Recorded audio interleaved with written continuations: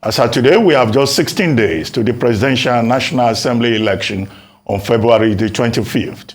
Many Nigerians have expressed so much hope and optimism about the forthcoming elections as an opportunity to elect leaders who will commence the process of rebuilding Nigeria. Millions of citizens have been urged to collect their PVCs and ready to vote and determine who the elected leaders will be, because elections are now to be won and lost at the polling units and no longer at the wards. However, the role of the judiciary and the kind of judgments delivered so far on matters of outcome of party primaries have been issues of serious concern to Nigerians, who are wondering whether our judiciary can truly defend this democracy if individuals who didn't participate in party primaries are declared candidates by courts, and such matters declared as domestic affairs of political parties. To examine various issues regarding the judiciary, the Electoral Act, and other election matters is one man who opted to serve public interest rather than being a consultant to public parties who will have found his vast electoral knowledge useful and strategic to their campaigns. Is Mike Igini, former Akwa Ibom resident electoral commissioner for the Independent National Electoral Commission. Good morning, Mike Igini. Thank you very much for joining us. Good morning, Ruben, Dr. Ruben Abati from having me. Good morning, Essay, and my very good friend and brother from Wafi. Fine. Good. Okay, good morning. Quickly, there's been a lot of concern expressed about the role of the judiciary. And you, on this program, you've always talked about my brothers on the bench and how their role is so important to the credibility of the current electoral process, and perhaps, as always. Now, we have had two major decisions from the courts. From Akwa Ibom, we're told that Senator Godswill Akpabio now is the validly, elected person emerging from the party primaries, the APC party primaries for the senatorial election in his constituency. The same thing has also happened in Yobe North with regard to the nomination of Senate President Ahmad Lawan, and that the other man, Machina, didn't have a good case, or his lawyers didn't follow the rules of court. And now we have these two persons, and there are persons who are saying they don't think that justice has been done in both instances. But what do you think? Do you think the judiciary dropped the ball? Dr. Abati, thank you very much for having me. It's a tragedy in our country that 16 days to elections, when we are supposed to be focusing on, as part of the engagement I've had with Arise Television and another sister station since I left office in August last year. Here we are today, Dr. Abati, we are still talking about party primary issues that ought to have been dealt with several months ago, after INEC gave notice of when they should conduct primaries. And I also want to thank you for also reminding Nigerians of the fact that my battle cry about my constituency, it is historical.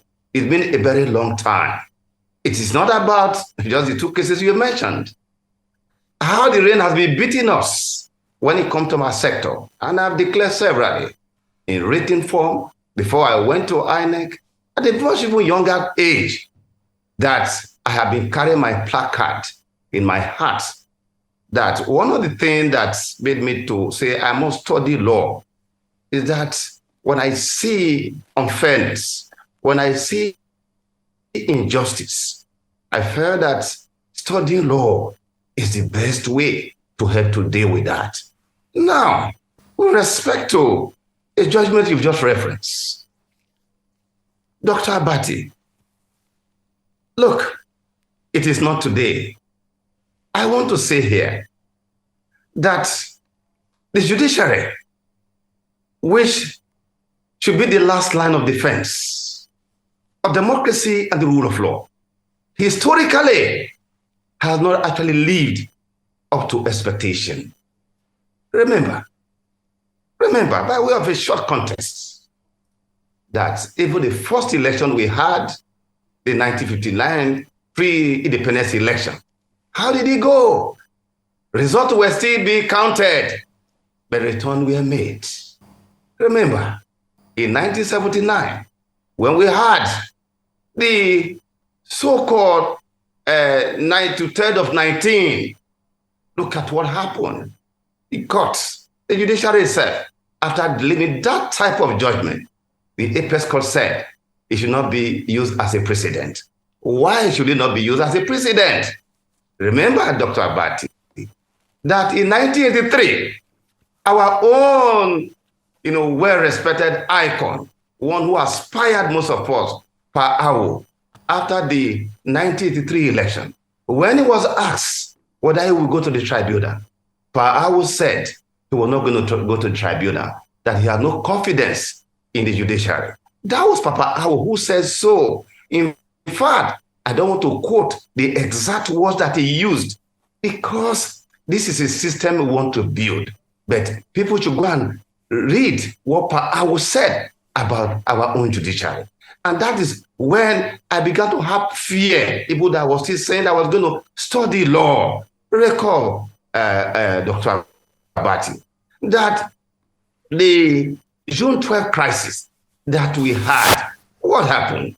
Of course, look at how the judiciary itself, Justice Igini truncated it from that different court order everywhere, which of course one of the senior advocates also tacitly referred to yesterday in your program that I watched.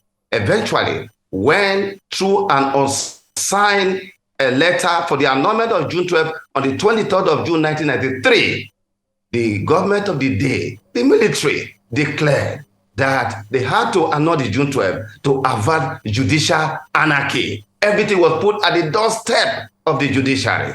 Also, recall that in 2007 here, where the presidential election ballot paper were not serialized, what happened? This matter went to the court. Eventually, the apex court declared, the election to be valid. It took Yaradua, the president of the blessed memory, God bless him, who acknowledged that that election was flawed.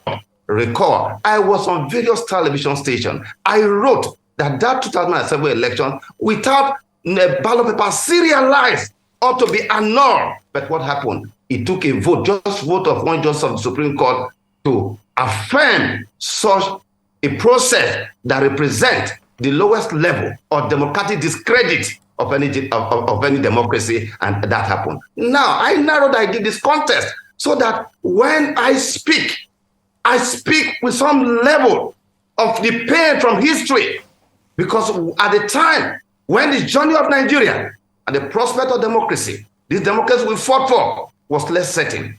People like us who were detained in various places in this country, many died, and that is the reason why at every given point in time, my victory is for due process. Now, this is where we are.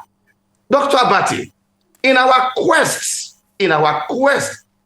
to have internal party democracy, in the political parties that are indeed the essential organ of the democratic process, every effort were made to now have the 2022 Electoral Act and carried out profound reforms about political party primaries so that we could have an outcome that would reflect the wishes, aspiration of the party members. It was done by the National Assembly, signed by the president.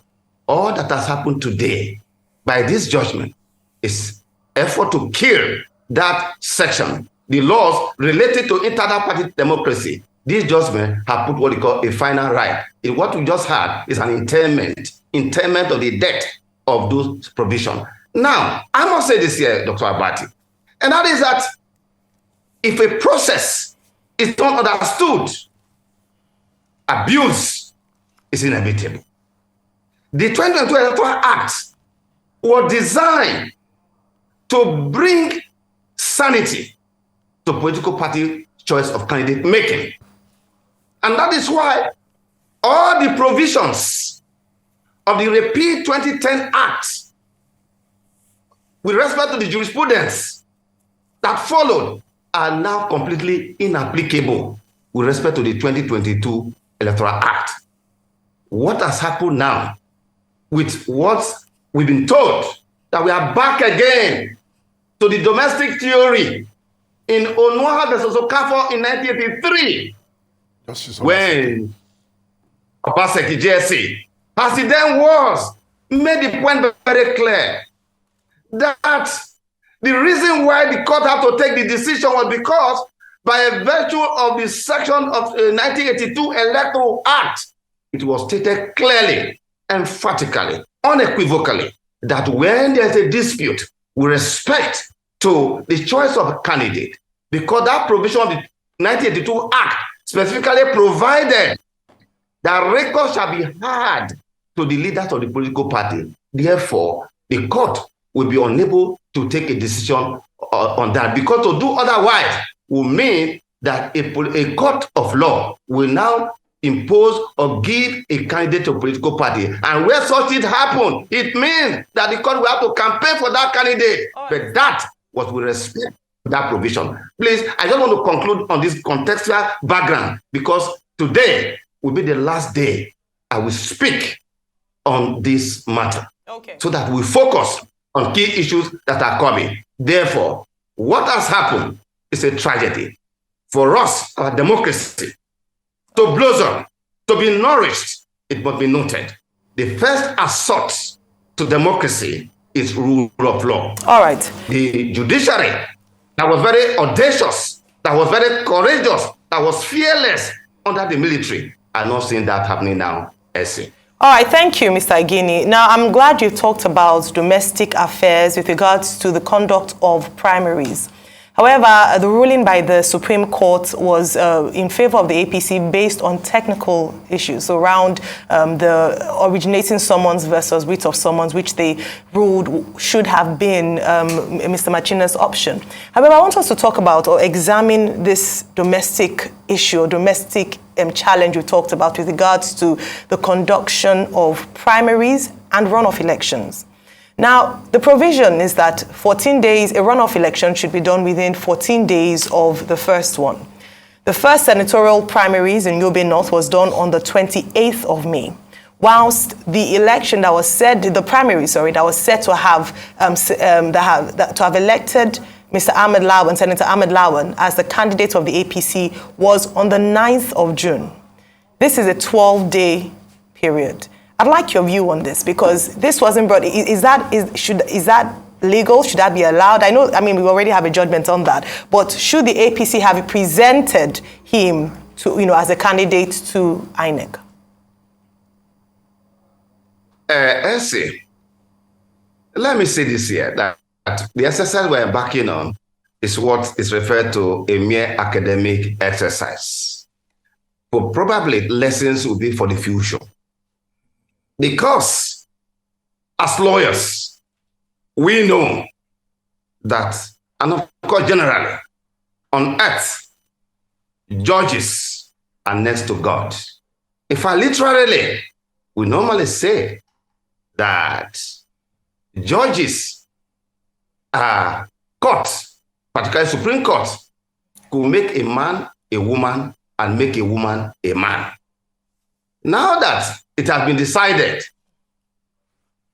and because they are infallible, because they are final, not because they are not fallible as human beings, what we are doing here is just a mere academic exercise, and therefore for the future. So quickly, on the issue you just raised, a domestic affair does not mean that party leaders should not respect, abide by their own internal rules.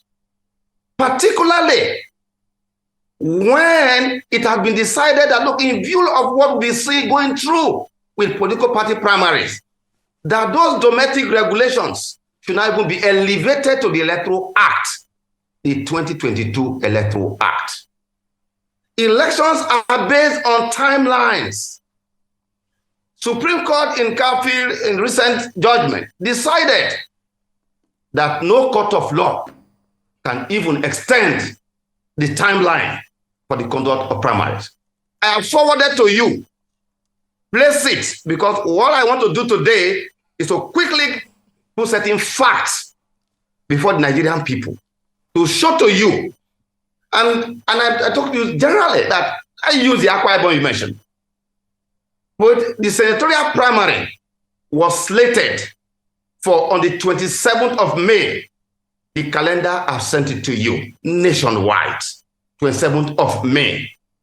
Now, you could see this is the calendar, the 2023 senatorial primaries. It was set up on the 27th of May, 2022.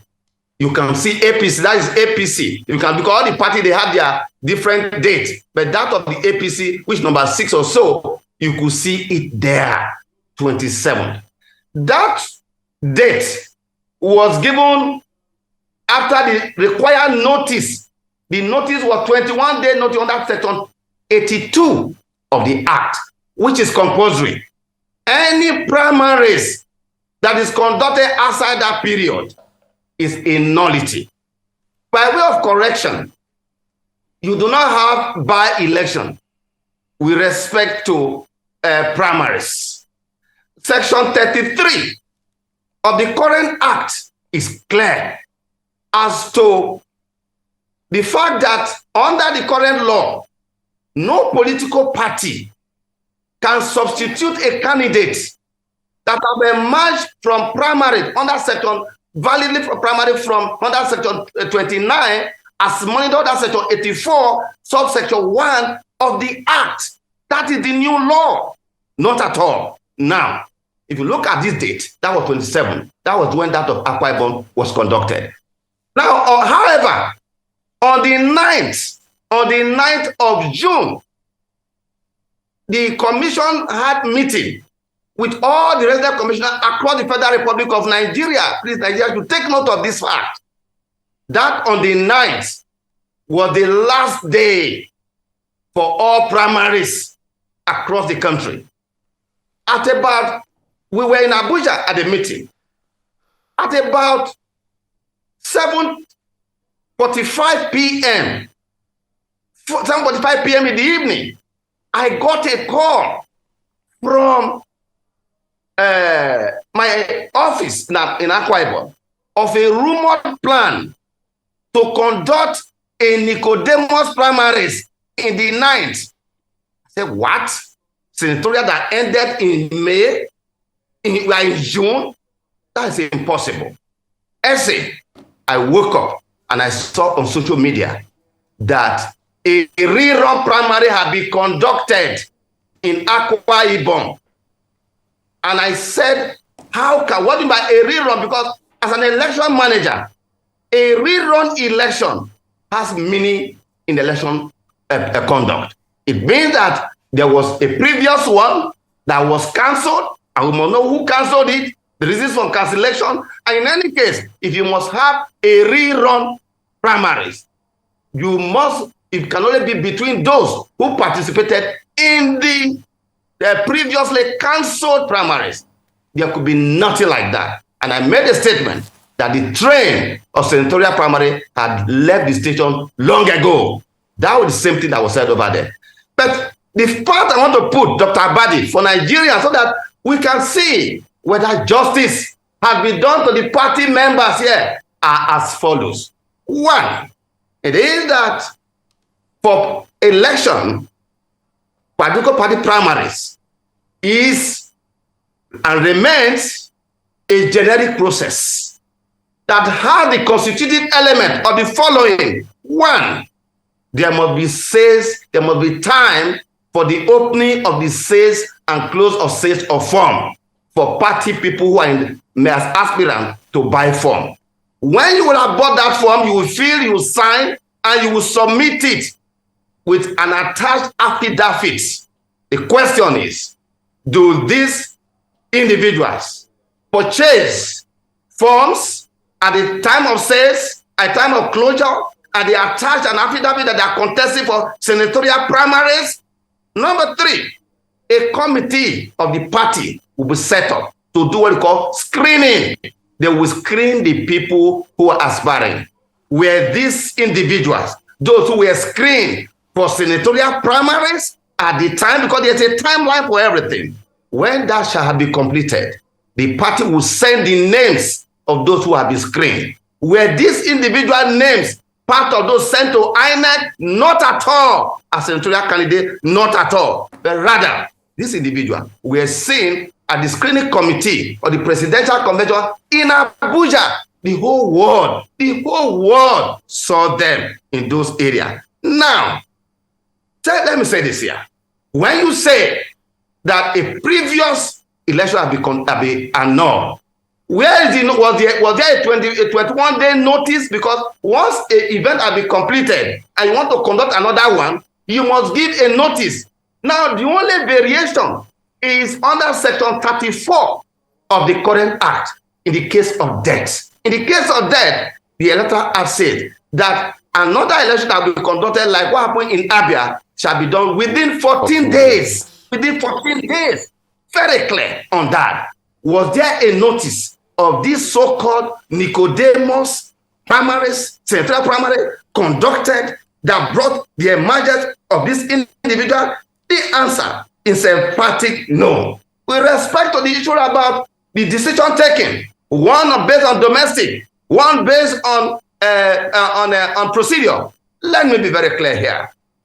This is the reason why we have decided before I left the commission, and I'm happy that the commission is still doing what, and we're expanding the frontier of what we are doing, that election will not be taken to court. One, the current 2022 pre-election practice direction, it is very clear that all pre-election matters must be commenced by way of originating summons. By way of originating summons, it is there clear by the issue by the CJ of the Federal High Court. That is the law that has been given. If we say that elections are sui generis, they are of a different class that will not necessarily follow the normal rules of court, how come that citizens will cry to the court, crying for justice, do justice for us, like those who came to meet me, Dr. Abati, that look, we know our people, they are not going to follow the procedure. Igini, you are too strict on procedure. They are going to defeat us because whatever they will do by way of writing result is what will be upheld at the end of the day. I told them that will not happen. But today, I am pained that the people that I told to follow a part of due process, today are the one now suffering. Okay. So I'm not saying that this is the background that people need to understand. And that when you now saw Rufai, let me just add to this here, that the current judgment was not decided on merits, except the technicality. The two other, they never decided on merit because with respect to issue, this is the last point I'll make on this here, Rufai, and that is that section 137, Nigerians should go and read it. We have decided that because of the shenanigans of parties in the election, they are saying, yes, we no longer need to call oral evidence. There's no need. On the election matter, there's no need for oral evidence because we knew what they've been doing over the years. That when you say oral evidence, some people say, I'm going to call 350 witnesses. 350 witnesses, 200 witnesses, 50 witnesses. And there's a time limit. They will not filibuster. At the end of the day, the whole case will be time will spent. That was why it was decided under the current act that oral evidence may not be necessary because it's documentary. Was there Mr. Igini, let me come in. It's good you have put this out there now. So are we going to say that this was not seen in section 137 of the Electoral Act, that you don't even need oral evidence? We keep saying this caveat of electoral matters are sui generis, but if the process can start at the Federal High Court with originating summons, and now they are using the technicality of writ of summons, then please let's explain that further. And also to juxtapose this with the laws on the land, I said there's no need for oral evidence. Also, I want you to now talk to us about even the dissenting judgment that even gave a 3 million naira fine to the APC, and that addressed the merits of the case that the overriding judgment didn't address. Afterwards, now help us look forward to the elections, couple of days to the election. The CBN governor met INEC chief. They said money will be available and logistics, and also talk about ad hoc staff manipulation that we are seeing, and the fact that most Nigerians have not gotten their PVC as we speak today, and the date is closed. If you can just tie all of that together for us as a ribbon, we'll be able to do something with time. Oh, yes, Rufai, as I said, this current conversation is just for us to put the fact on record. Otherwise, it's a mere academic exercise. It's been done. My concern is about the forthcoming election. And that if we are doing this with the Electoral Act, what lies the fate of all matters that will come before the judiciary? Look, Rufai, I just pointed out to you what we have under Section 137. It's for this same reason that we have suffered for 20 years that we decided that this is the way it should go. And the parliament signed it in. That because people are going to come to the court with so many witnesses and all that, just to frustrate the case, not to be gone. That's what it was. In any case, let me inform you here that all the cases that have been filed so far, they all commenced by way of originating summon. Why are these two different? Look, Rufai, you see, we must be very careful. I am worried, and I've said this over time, even before this judgment came, that if Nigeria will die, it will die because of lack of commitment of both the members of the bar and the bench for the survival of our democracy. If arbitrariness is to be curbed, arbitrary of political party leaders or citizens, we need a fearless judiciary that will stand tall and mighty in defense of democracy and the rule of law. Two kinds of corruption must be avoided. The corruption of judicial officer. The second category of corruption is corruption in the institution of judiciary, by way of people trying to intimidate the judiciary, pressure the judiciary, and do all kinds of things. And today, I must tell you this, and I'm going to refer to a judge today, and I will call a name today, to help drive home the point we are making here, that our quest for a fearless, courageous, and independent judiciary will be meaningless and hopeless if we also do not protect very courageous judges that will stand tall and call justice by their own names. A good example is a judge who has not retired, who called justice by his name. He was frustrated. The judiciary, Justice Amazing, who are retired. They frustrated him. They were to burn him alive with his family in his official home in Edo State in 2007, 2008. They were to roast him. Why? Because he showed courage. He showed courage to do the right thing. They were to kill him. As I speak to you, that judge, when they set his house on fire, he was in the house with his family. At about 9 p.m., that judge escaped by the grace of God. All his entire certificate from primary school up to the law school does not have a single certificate today. The politician threatened him that for refusing on the election matter, all right, for refusing to accede to their unethical request that a judge should decide matter one way or the other. They burnt his whole house, so official quarter escape. So the point here, Dr. Abati, to drive home the point, because we have just a few minutes left, is to let you know, yes, that I am worried about the expanding empire of the courts in political matters.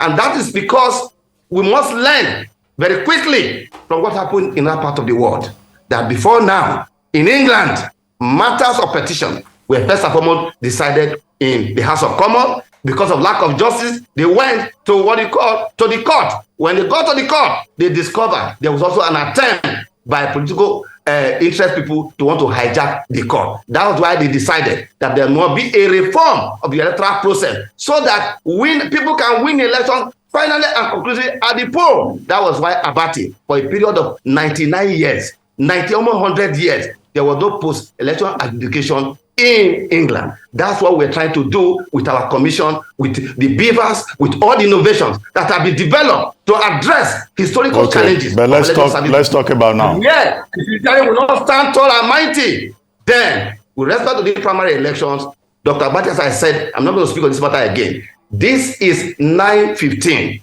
On this subject matter, for me, it is good night. Okay, hold on. Now, I'd like you to address two quick things. This is not the first time we will have this kind of situation. We had it in the Amechi case. The Supreme Court came back and said, oh, that's no longer good law. We had it in the Ifeanyi Ararume case. We had it in the Senator Opuzodinma case. And then we have this latest development, where the courts just hide under technicalities. What do you think is the implication now that politicians have seen that, look, elections are better determined in the courts? Are we likely to see lorry loads of litigation arising from these elections if it holds? That's one. Number two, Section 135 of the 1999 Constitution gives the president powers to postpone the election if there is war, if there is a threat that the state considers a major threat. And there are people who are already calling for the postponement of this general election. Do you think they will have their way? I must say this here, and I give it to the President Muhammad Buhari, that in his words and action, he has told the whole world that under his watch, the Independent National Electoral Commission, the EM that is saddled with elections, he wants to leave behind, create an enabling environment for election to be conducted. I don't see that happening, because to do otherwise will lead to constitutional crisis, because those who are in office, we have to leave. The president have done so. He must be supported with his avowed commitment. With respect to the issue of going forward, which Abati we should be focusing more on, I am making an appeal to my constituency, the judiciary, the bar and the bench, that people look up to us. Sapara William told us that all of us, our legal knowledge must be for the service of our people and for the direction of our country. I appeal to them that they need to study the current 2022 Electoral Act. All the jurisprudence with respect to the Repeal Act are currently not applicable, save for only those provisions that you now find in the current act. Dr. Abati, I am worried, I am disturbed that even INEC lawyers represent the senior advocate who are also the one who will go to court to undermine INEC. Recall the car reader, it was a senior advocate of Nigeria who went to court to say that INEC guidelines manual were made pursuant to the power granted to him under the Constitution. They are mere instruction. That was adopted by the Supreme Court. Whereas Section 160 of the Constitution of the Fatherland is very clear, unambiguous, to the effect that the power of INEC to make rules or otherwise determine its own procedure shall not be subject to the control or direction of the most powerful person in the Federal Republic of Nigeria, and that's the Mr. President. That is contained under Section 160 of the current Act. Dr. Abati, democracy, we have no hopeful future if we don't have a judiciary that is ready to stand tall and mighty in its defense. Dr. Abati, I must say this here, the shibboleth of the judiciary being the last hope of the common man. Please, let us not give impression. On that note, Nigerian people, finally, that the judicial process is a conspiracy against them. That's the only way we can build a society where there will be opportunity for all. On that note, from all. We'd like to thank you very much for joining us on the morning show. Thank you very much, Mike Igini. Thank you, Mike Igini.